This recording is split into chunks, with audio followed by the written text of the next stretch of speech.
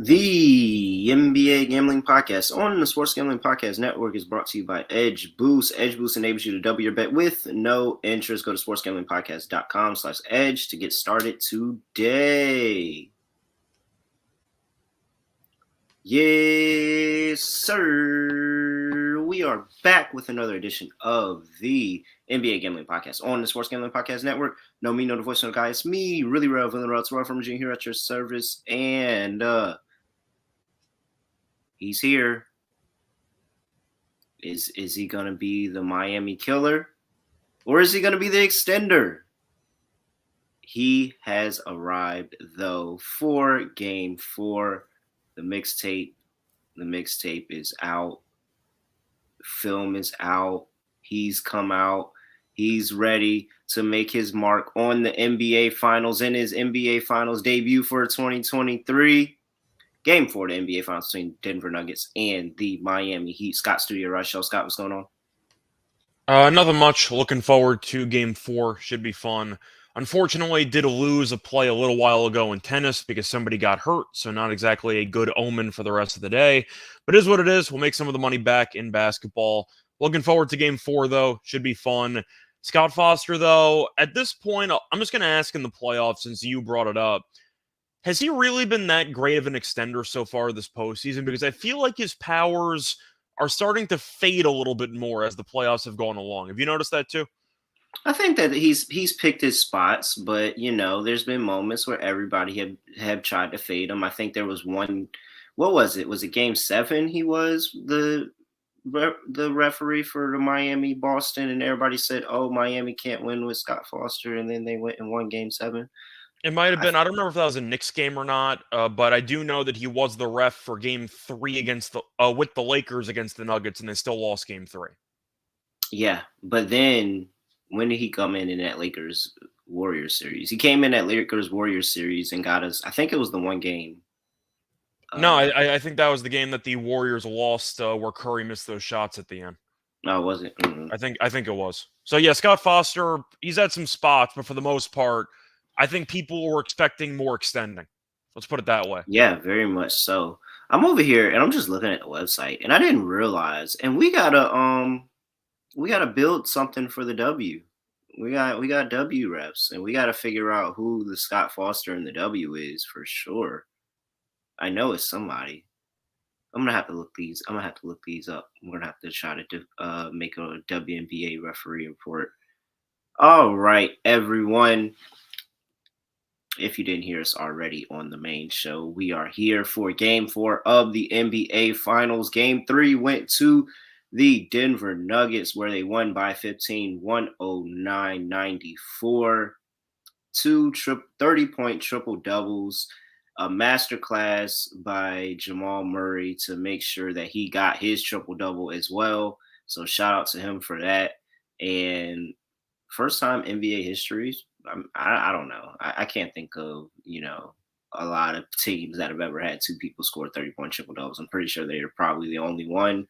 Maybe maybe an old Lakers team. Maybe an old Lakers team somewhere, but I doubt it. Scott, I feel like we talked about Game 3 last time, but I don't think we did it on this platform. We did it on the other platform. No, we did it last night on the mothership. Yeah, show. so we didn't talk about Game 3. I know the fact of Miami cooled down from their shooting. But if we look at all three of these games thus far, am I right or am I making this up? Nobody scored over 110 points, I don't think. I think Miami scored 111 in Game 2. Was that? I think they won 111. Oh yeah, 111. Okay, so 111 has been the mark though. And if we said this in the conference finals, we would have been like, no way. So is there any thought to just avoid repeating what people probably already caught on the SGP show? Is there any thought in this series in how you're betting the props, because we're not seeing these 120, 130, 125, 120 type games in the series thus far? For me, not really. I think the one thing that kind of pivoted a little bit, which I know for game three, I leaned to the over initially, and the more I thought about it, I actually leaned more to the under. But I mean, it really just comes down to Miami's shooting. We know Miami's pace has been really slow. I don't know if that's intentional or not, but it's been slow. And Denver has kind of reciprocated that. So you've seen a lot of half court possessions for both teams. And Miami, when they shoot well, they score 100 plus points. When they don't reach 95. It's really just as simple as that. So I think it comes down to obviously Miami shooting wise, but the fact that Miami continues to play at the slow pace in the half court has really just killed these totals. Just simply put, Denver defensively has been good. They did a much better job at contesting 3-pointers in game three in comparison to game two. But for the sake of the overall takeaways, once again, I think Miami needs to shoot insanely well in order to win games, and they haven't done it in 2 out of the 3 games. Now, is that going to happen again? I don't know. But once again, if you think that a team needs to shoot 40 or 45 plus percent from three in order to win games, and you don't have Curry or prime Klay Thompson on your team, I'm not going to pick you to win many games. Just simple as that. Denver managed to win by 15 points and only made 5 3-pointers. They out rebounded Miami by roughly 25 in game. It wasn't even close. I mean, Joker had 30, 20, and 10 basically. It looked like Miami no-showed the game from an effort perspective, especially in that second half. Denver went on like an immediate 8-0 run to start the third quarter, and the game was over. But it really just goes back to why I initially had Denver in 5. I don't think Miami's that talented. I think that they're a pretty deep team. They have a lot of good shooters who might have been shooting a little bit above their career averages, but still, they don't have an answer for Joker. They don't have any size depth at all because Kevin Love's been okay in a small amount of minutes. He's still playing roughly 15 minutes a game. Cody Zeller's useless, if we're being honest. You can't use him in the series. Joker's going to kill him every time. I don't think Miami has the manpower, just simply put. Yeah, I don't really care anything about them losing by 15 because Miami pulled their starters earlier than Denver pulled theirs, and that played into it a little bit in going in and I only it care being a about the little bit 15 larger. because Denver scored 109 while only making 5 3-pointers. That's really the bigger thing that I care about. Yeah, but that's good. Like, that's good. If you're Miami, you're like, all right, we'll take that. We just didn't make our shots. Like, we'll take that. They've held Denver to some pretty good points totals, and we're talking about one of the best offenses in the league. 109 that last game, 108 the time before that, and then 104. Like, they're doing the justice on the defensive end, even with Jokic and them going off, they're still not unable to crack 110 points. It's just the fact that sometimes their shooting comes down. We've seen it throughout the playoffs. They can go on these runs and have really, really crazy shooting days. And then there's other times where, hey, it's just not falling for them, but they're not afraid to take it. And I think that's uh, where the resiliency comes in this team is that look at what Max Strus did in game two after game one. Like, he still taking the shots. We went and we saw, a Celtics team that a little afraid to take shots at one point when they weren't falling. Then they got in their rhythm and they weren't afraid to take shots, but they kind of shrank a little bit because their shots weren't falling. You see other teams that kind of shrink a little bit because their shots aren't falling. This Miami team, and I think we talked about it last night where we said, hey, the short turnaround is pretty good for them because they don't care. They come back in the gym and it's like it never happened. Like I they're think, once ready to again, get back in the gym to prove that they can shoot the lights out yeah, just this to season. repeat that point, because I think it is important. There was a conversation about Miami being the older team and how the quick turnaround might hurt them. I disagree because they played so badly in game three. I think the quick turnaround actually helps. It kind of reminds me of the Spoelstra press conference after game six against Boston, where he basically said, as cliche as it might sound, oh, we want to play right now. Like, we're ready to go. Like, we don't even want to bother. We're just ready to put it in the rearview mirror and move forward. But once again, the issue that I have, whether it involves 3-point variance or not, Denver is consistently getting easier shots. It's just the way it is. They can't stop Joker. He's going to walk into averaging basically 30, 35 points per game in the series. And Miami's tried a bunch of different looks. They've tried zone, they've tried everything, and nothing has worked. So I don't really know what Miami's game plan is supposed to be besides letting Joker continue to go nuts trying to stop Murray and some of the other guys. But if Joker's going to keep putting up 30, 20, and 10, you're going to lose. Just simply put. And of course, if Murray ends up having another big game, then they're definitely screwed. And I mentioned in the Mothership podcast that if you like Miami, parlay it with Jamal Murray under in points. Because if Murray has 30 points, there's no way Miami's winning. Just simply put, because you're going to pencil Joker in for 30 automatically. That's 60 points right there. And the full game total's around 210. But once again, I had Denver in 5 in the series, and it's kind of played out similarly to what I thought. I didn't think Denver would lose a home game, but the overall individual games have played out similarly to what I thought would happen. Miami needs superhuman shooting from 3 in order to win, and Denver can beat you in a variety of ways. Either they hit a bunch of threes, they don't hit a bunch of threes and dominate with on the inside. It's the rebounding differential was such a concern, though, in Game 3. Miami got embarrassed. They got out-rebounded by like 25. Now, I'm expecting better effort from Miami, but once again, if Joker's actually going to commit to rebounding and he walks into 15-plus rebounds every game in the series, I don't think Miami has a counter for that. I love Spoelstra. He's a great coach. But at some point, you're out of moves. And I feel like the main move Spoelstra has, besides tinkering with the rotations, maybe giving Duncan Robinson more minutes, just praying your undrafted guys hit three-pointers. And I'm not sure that's going to cut it. I don't even think it's praying anymore because, I mean, they hit them for the course of the playoffs. Like, they've been really good for the course of the hoping. playoffs. I'm saying if they don't, though, they have no chance at winning. Do we agree on that? If Miami shoots below 38% from 3, I think they're going to lose every game. I agree. But however, they've shown us consistently that they can hit those threes. Like they can just can get 50% from 3 on a random night. And I'm not saying it's impossible. News. I'm just saying if you tell me going in, I'm relying on a team to shoot 40% from 3 in order to win, I'm usually not going to pick you. Usually. Yeah. That's how I'm looking at it. You think they're going to bounce back offensively, which makes sense because once again, we just said if Miami does shoot well from 3, they're going to win. I just think Denver shoot well defensively found something. If they shoot really well from 3, they can run them out the building. Like I don't think we've still seen, an amazing where in that Celtics series, it seemed like a couple of those games like they couldn't miss anything out the gate.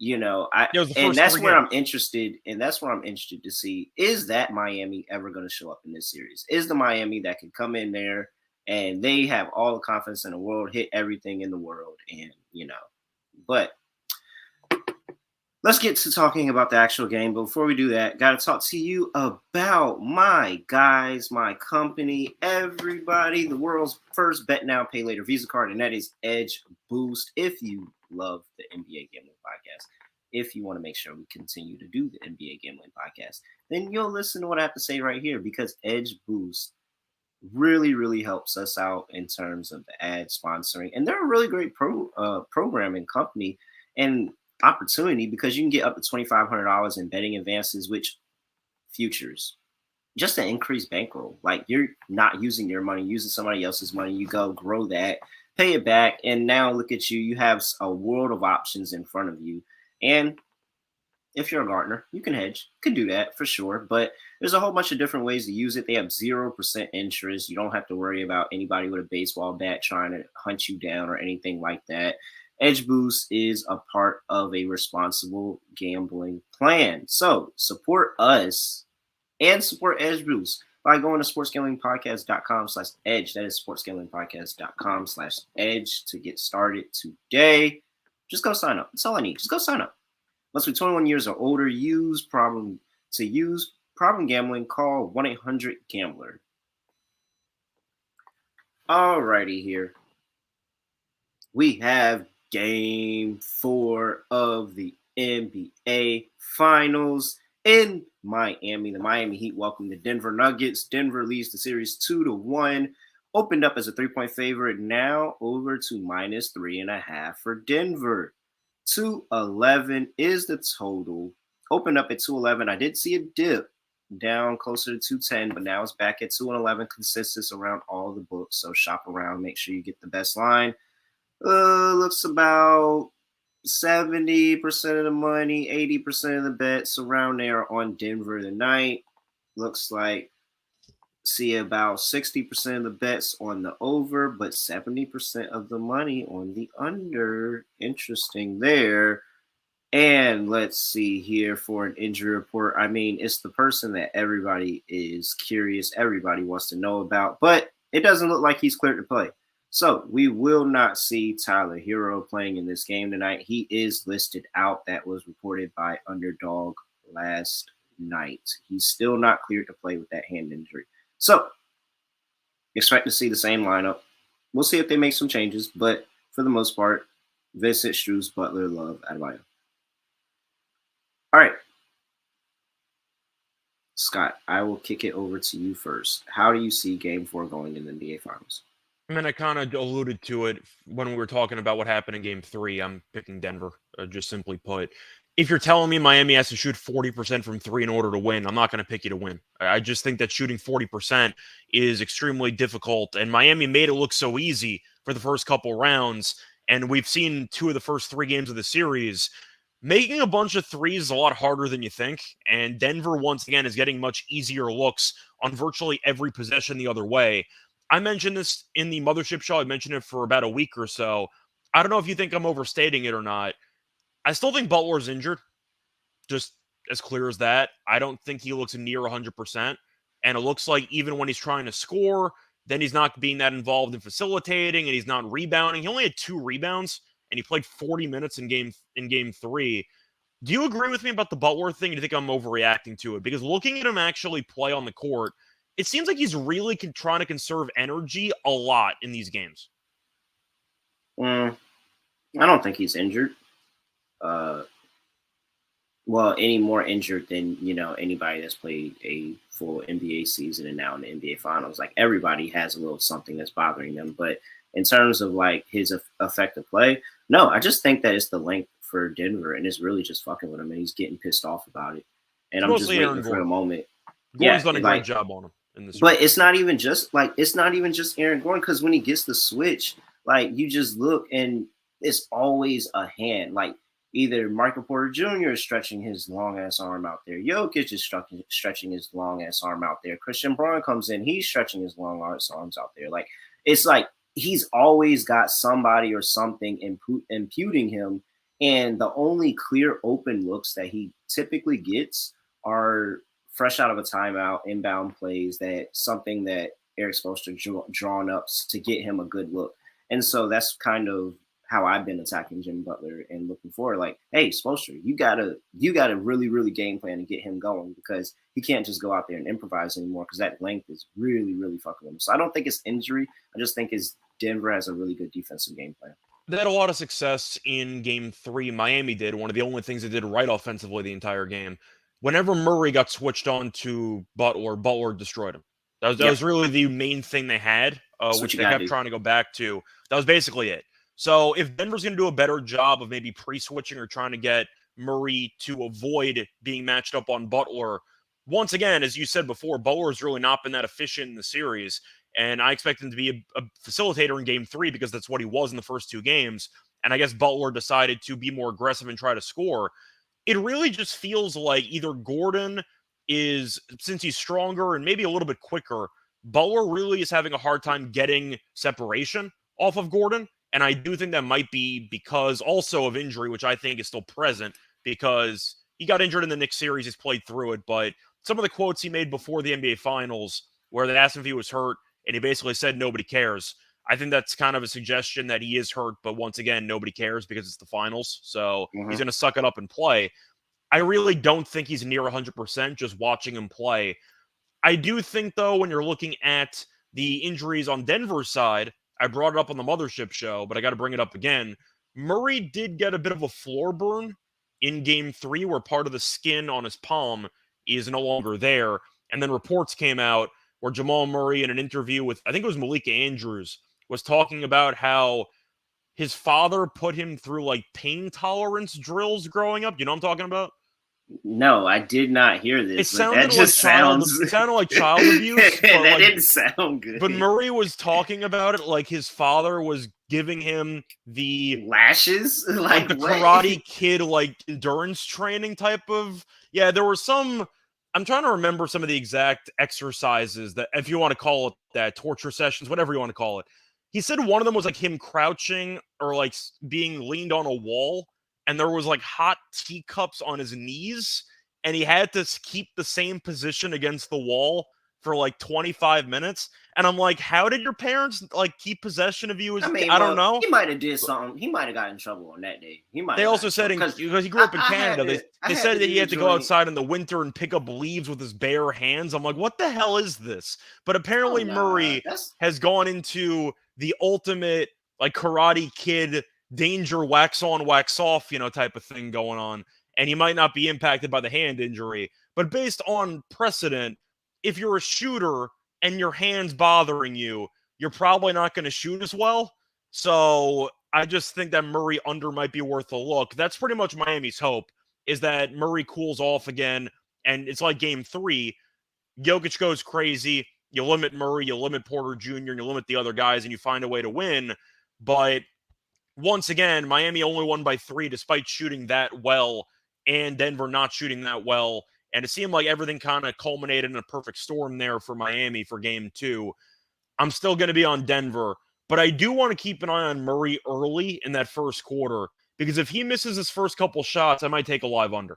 man. I can't even like at this point. I don't speak on Jamal Murray till the game over. Like I don't even speak on him till the game over. I really can't He just loves because trying to embarrass he'll you.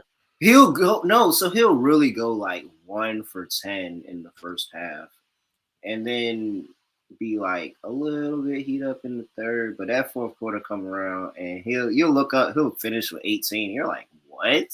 Wait, Yeah. what?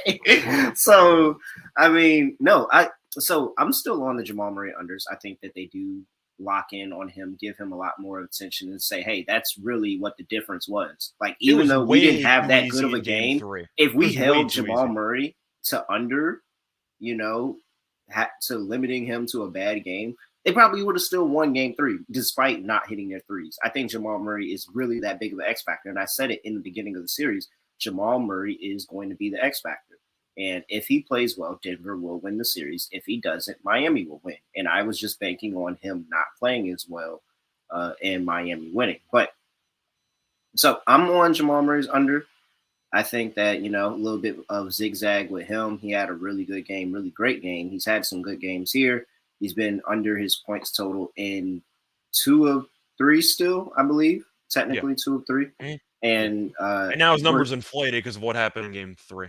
yeah, so that game in game 3 took him right to 26. So 20 under 26 and a half, folks. We still alive. Still alive. He's at 26. But yeah, no, I'm fading Murray tonight, and because I'm fading Murray, I'm taking the Miami Heat. I'm on the Miami Heat plus 3.5. I'll take Heat on the money line, and I So I'm think assuming you're on the that under then. um Because if Murray's going to I be would play off a and you think Denver Miami's team going to total. win, I would play a you're Denver okay. team total under. I don't think Yeah. I don't because I think Miami can truly, like, we're just talking about them. They can run the score up. Like, those threes can run a score up. And if Denver does what they did from 3 last game, like if you just sit here and you go 5 and you just think that you're going to dominate inside every single time, I mean, I don't know. Yes, it's a lot easier to hit a 2 than a 3, but you can't take away that the 3-point line is a part of the game now, It's the and equal. it's not too many games that you're going to win hitting 5 threes. Like, so Denver didn't even bother. They only took 18 threes, which is yeah, an insanely low amount in today's NBA. So that so might I be think why I it'll be like Denver more, too, though. but they also were playing. They were playing a little bit of house money. Like, Yeah. they were up a good portion of that game. There was times when Miami made it interesting, but it wasn't like they were chasing a lead. The Now, start of the third quarter, game was over. yeah. So here I am on the Miami Heat. Think that the rim's a little bit larger for them tonight. We'll see, and I just think that the defensive adjustments and making sure that you're not getting that contribution from the Brown brothers, I guess they're called now, coming off of the bench, making sure you're not getting Adopted brothers. the extra contribution from Jamal Murray that he can add. Like, even if Michael Porter Jr. does wake up and have a good game, you take away, all the other options, and Jokic and Michael Porter Jr. are getting you by themselves. So Miami Heat here, plus 3.5 on the money line, and give me the Mm, I'm I gonna think take if a you like full game. I'm Miami, gonna you're take going to a lean to full the game over. over. I'm gonna take a Really? full game over 11-11. But I'm gonna take Denver team total under. What's that at? Uh, Should be around 107. something like that. Let's 107 and a half, give or take. let's see here. And Mathematically speaking, it's going to be like 107, 107 and a half.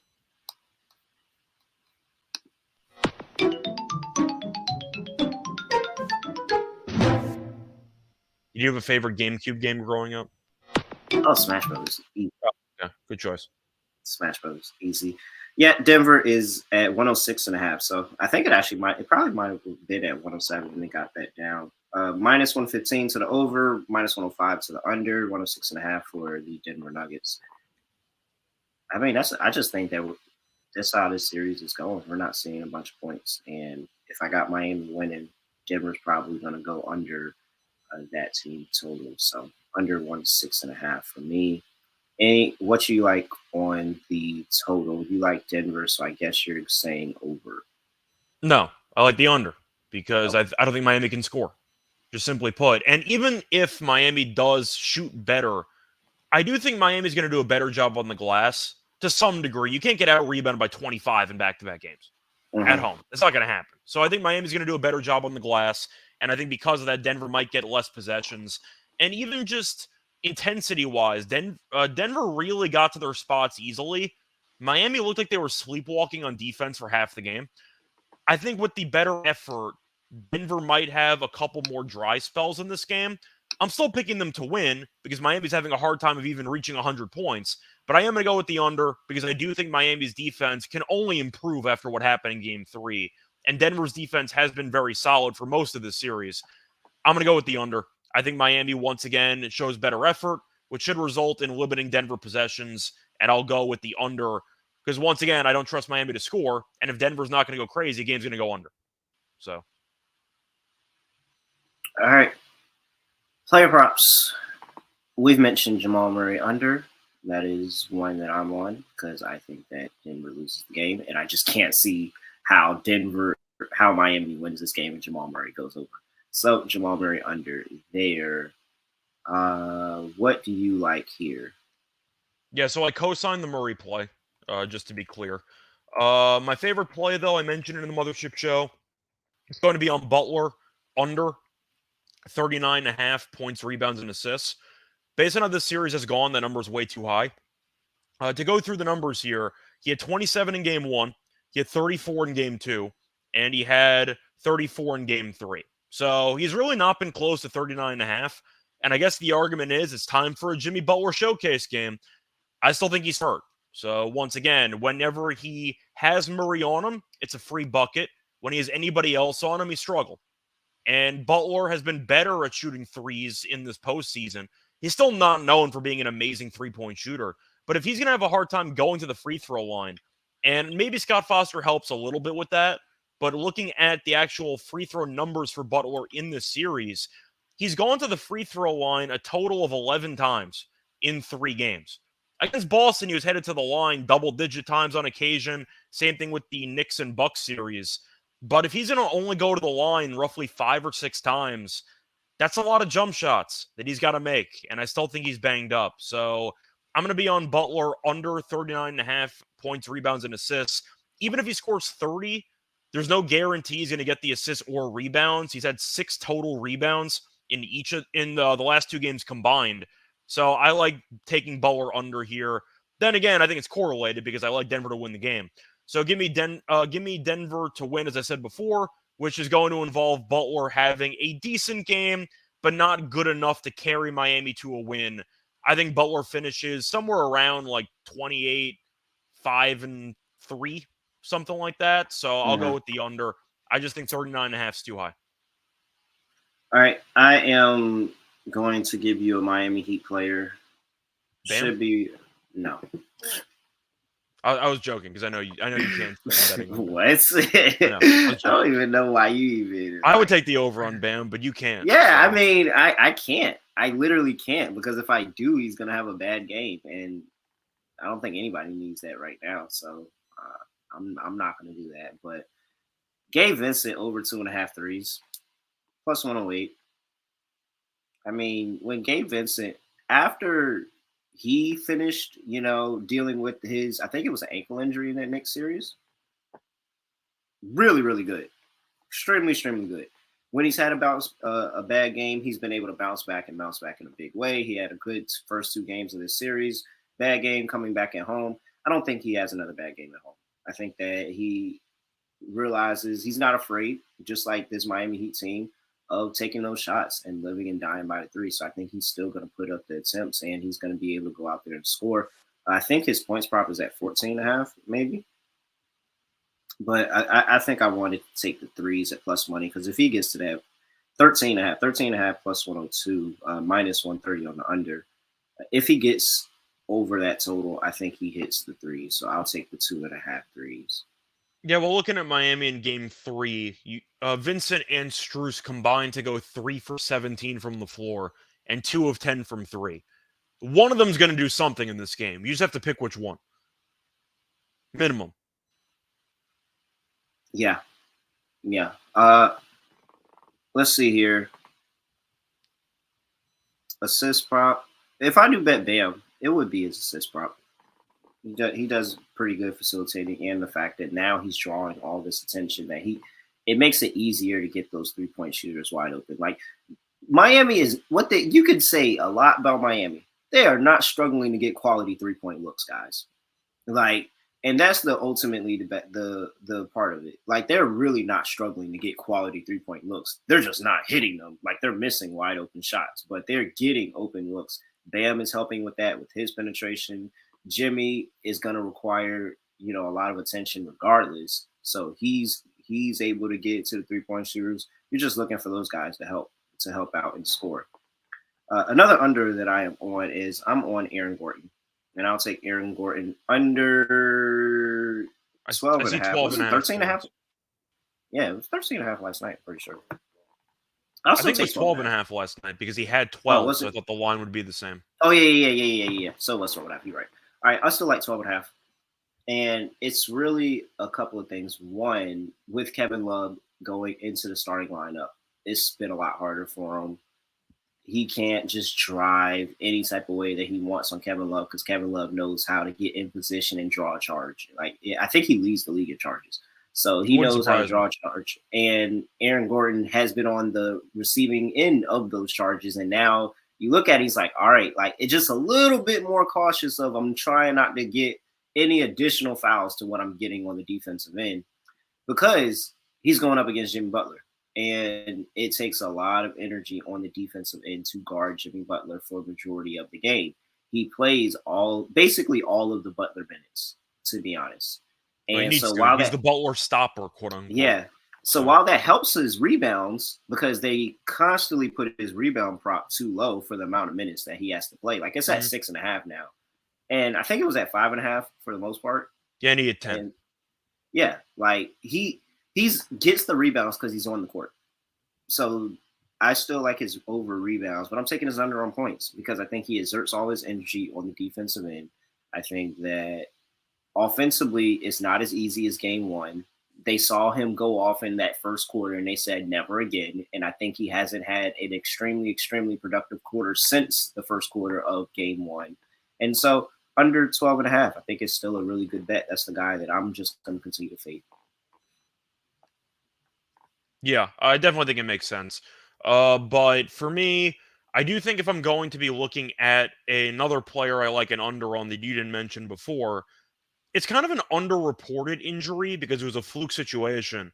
I like Kyle Lowry under at 8.5. He played 30 minutes in game 3. He scored 9 points on 4 of 8 shooting, but he also took a spill on a wet spot with a couple minutes to go, and he was noticeably grimacing for the final couple minutes of regulation before eventually he got pulled when the game was over. I know he's gone over this number in each of the first 3 games, but I do think that's kind of telling. He's had 9, 9, and 11. The number's at 8.5, and there's juice to the under. I think it's pretty telling to me, but once again, Lowry really did not look comfortable after basically doing the split with 4 minutes to go in regulation. Keep an eye on that one because he played 30 Mhm. minutes last game. I want to see how he looks because that injury that he suffered there, I know it was a split, it was a fluky thing, but still, that hurts, especially when Mhm. you're a guy of Lowry's age. I mean, Lowry's 37. That's not exactly the easiest thing to do. I like Lowry under here. I think that he might be banged up and nobody's talking about it.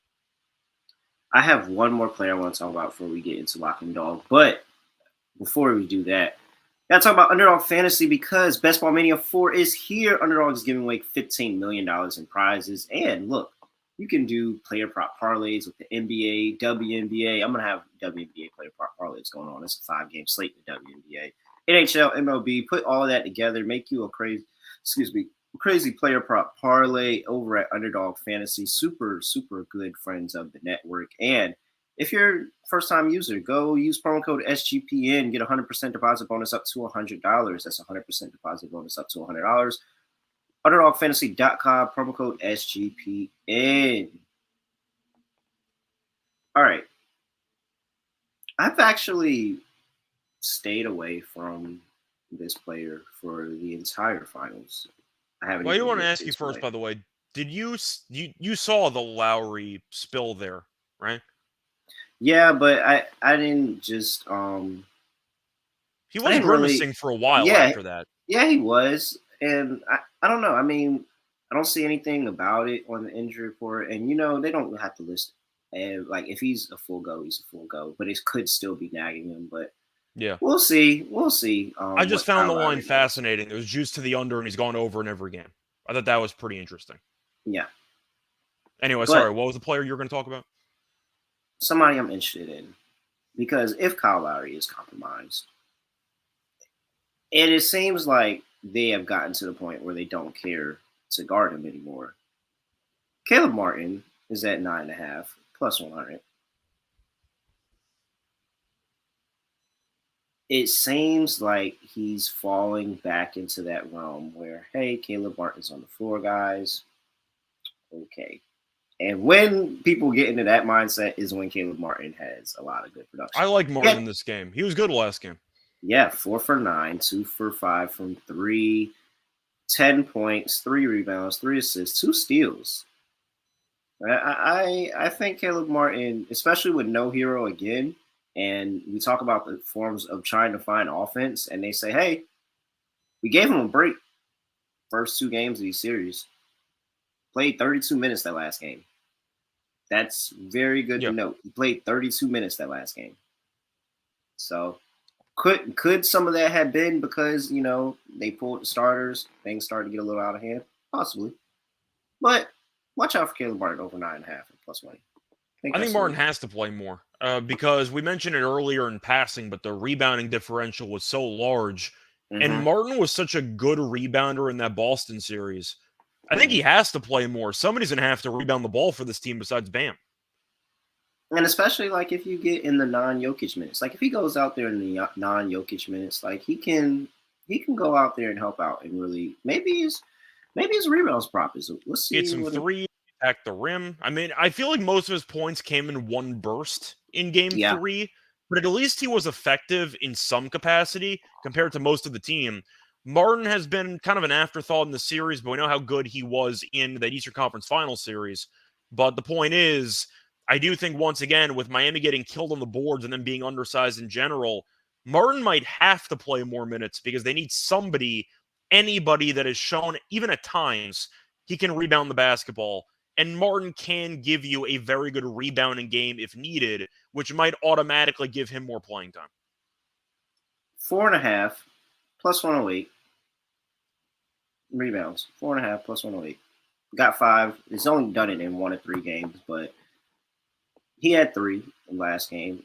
If they put more of an emphasis on it, I can see him getting the 5, 6, maybe even more. Maybe this is the Martin double game. If he plays 30 something minutes, and that's worth it Yeah, in this could general be the because this the could be playing the time's Martin there. double game that really pushes it over. I mean, it's kind of similar to your Gordon play where it's the same idea. I know Gordon's bigger, but the argument is if he's going to play 30 plus minutes and you're setting the rebounding number too low, I'm going to take it for volume. Yeah, And once again, Martin's going to get the minutes, or at least he should. I know on the Mothership show you said you also liked a certain shooter for Miami. You still high on him or no? Oh, Robinson, yeah, Yeah. yeah, I like Robinson coming off the bench. Oh, my phone just died. Yeah, I like Robinson coming off the bench, and I think that he's just always been that easy go to. Oh, we're going on a scoring drought.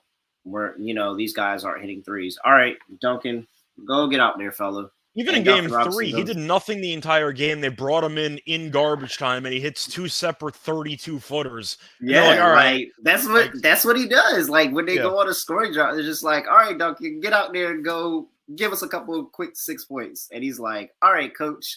And he gets in the corner, gets wide open, and he cashes one. And it's just like, I mean, it was like one of those where it was such a high arcing shot. And I'm like, oh, this is going in. And it does. So yeah, I'm gonna take Duncan Robinson because I think, if the Heat get in trouble, he's a very, very good safety net for them. And maybe that's what he's getting paid for. He's just getting paid to be a safety net. But he's a very good safety net to come We in better and get be able paid to for hit. something. It's an Yeah, expensive safety in that. very much so. So I do still like Duncan Robinson. I think he'll have a pretty solid game. I think I have to as well because if Miami is going to live and die by the three and he's your best 3-point shooter, you're going to have to try to get him on the floor somehow. Mm-hmm. And I mean, he hasn't been a complete liability on defense. Like I think that's what's been making it easy. Like, he has not just let people blown by him. Just like Michael Porter Jr. in some instances, he's terrible, but he's also stepped up like Michael Porter Jr. has as well. So, all right, let's move on over to the lock and dog portion of the show. Scott, I'll toss it over to you. Yeah, so even though I do think Denver's going to win, I also did not mention I still like Joker over in points. It's at 30.5. I don't really care. I don't think Miami can guard him. So I think Joker over in points makes sense too. But you know what? I'm going to take a fun prop here. I'm going to trust what my eyes saw, and that involved an injured role player for Miami, and I'm going to take the under. The last time I took this player, he had 30 points in the play-in game. So give me Kyle Lowry under 8.5 points here at around -1. What was the line? 128, I think, is what I Can't saw. wait till my phone comes back on to take Kyle Lowry for 15 plus. Oh, you can. You can if you want to, but once again, my instincts. From what I saw, he played 30 minutes. He scored 9 points, but he really did not look comfortable in the last couple of minutes of regulation there. He's 37 in general, and the fact that he's gone over in every game, and yet the prop is juiced to the under by a decent margin, I might add, at 8.5, is kind of telling to me. Maybe Lowry plays less. Maybe he's just not effective. The point is, he does seem to be forced into hitting a bunch of long distance 3-pointers, and those are most of his shots in the series. He really hasn't had any plays drawn up for him. He hasn't gone to the rim. It's just 3-pointers from the parking lot, and some of them have gone in. But with him being injured, I think this prop's a little bit high. I'm going to go with under 8.5 points on Kyle Lowry as my lock.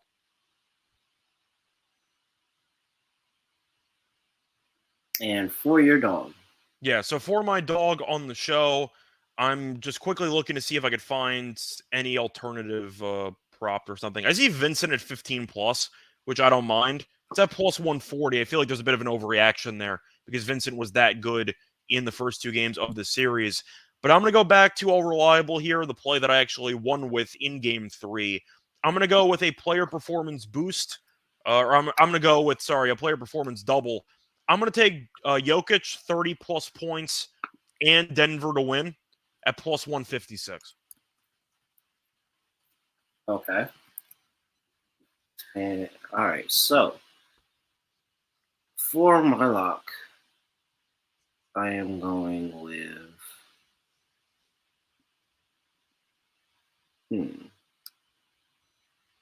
I know what your dog's going to be, so just, Do you really? Because I don't even know what my dog is. I think you're just I going don't to even take know Heat my. money line.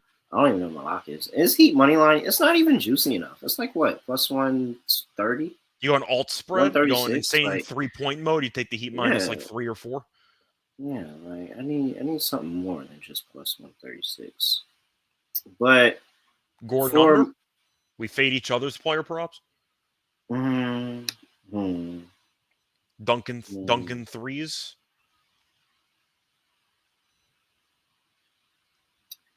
I am going to take for my lock. I took Jimmy last time. Well, I didn't take him because I wasn't on the show, but I played Jimmy, and Jimmy hit for me. You going Denver team total under? You think Miami's defense Um, shows up? does Jamal Murray really like? Come on, that's a 30-point That triple. might be the one. Yeah, that might be Like, the one. like he had a 30-point triple double. Like, do you really just come in a meet? But the thing is, they didn't move his line back up. Like, if they moved him up to 26 and a half, 27 and a half, I would have slammed the under. And maybe they did, and I just missed it. And everybody already slammed it before I got to it. And I still don't care about the pain training personally. If your hand's messed up and you're a shooter, that's going to impact you one way or another. Yeah, man. All right. We're going unders for the locks today. Give me Jamal Murray under 25 and a half. That is my lock. For my dog. It's Okay. 25 and a half now? I thought it was 26 and a half last night. Yeah, it's 25 and a half. Okay. I could be getting worse. Or it might have been 25 and a half. I think, no, because he took under 23 and a half. Yeah, so it was 25 and a half last night. Yeah. Sure. All right, so let's see here. Because I'm sticking with Miami. So Miami money line. Butler. What you did a double? I did a double. You can do the same thing. You can take like Yeah. Butler 25 plus Miami win or something like that. Okay, so let's. I can read off some of the prices if you have an idea. I got it right here. I will take. Do I just trust? Yeah, I mean you trust. Or does he get a double double? Nobody's talking about his assist today, and his assist probably would have did everything everybody thought they would have did if Miami was hitting their shots. Yeah, I saw Butler at 0 assists in the first half, and I just got visibly annoyed. That's kind of how that went. I think he finished with 4 in the game. Yeah, let's go. All right, I'm torn. Double double is plus 520. 8 assists is plus 450. And that's with Miami winning, to be clear. Yes, it is with Miami winning. And 30 plus is plus 330. He can still have a really good game and get like 28. So let's go with the 8 assists. Because I think and then that saves me from a bad beat of him having 9 assists and then me literally wanting to punch everybody in the face. So Jimmy Butler, 8 assists. Nobody talked about his. Everybody was talking about his assists last game. Nobody's talking about him. I was. It backfired in my face. And nobody's talking about him now, which just tells me that it's going to hit. So Jimmy Butler, 8 plus assists, Miami to win, plus 450. And if you don't trust either one of us to be right about the game, just take the prop. All right, Scott, anything else for the people before we get up out of here? Not really. Looking forward to game 4. Should be fun. Besides that, I'll have another tennis podcast later tonight for the women's final in the French Open. Pretty busy weekend for me for actual podcasting. I'll be at the Belmont tomorrow, so if anybody else is there, hit me up. Maybe we can grab a drink. But besides that, though, find me on Twitter at Right Show Radio. All right. Other than that, I have to tell you to go ahead and follow at SGPN NBA. You can follow me at ___. Make sure you follow us. There's 30 people in there. When I go back and look at the YouTube, it should be 30 likes. Make sure you follow on YouTube, like, comment, subscribe, do all that stuff on YouTube at NBA Gambling Podcast. And enjoy yourselves. Have a good time. Make sure you go tap into EdgeBoost, sportsgamblingpodcast.com/edge. But I have nothing else to say, nothing else to do. No other way of ending podcast, just ending like this. We are out of here.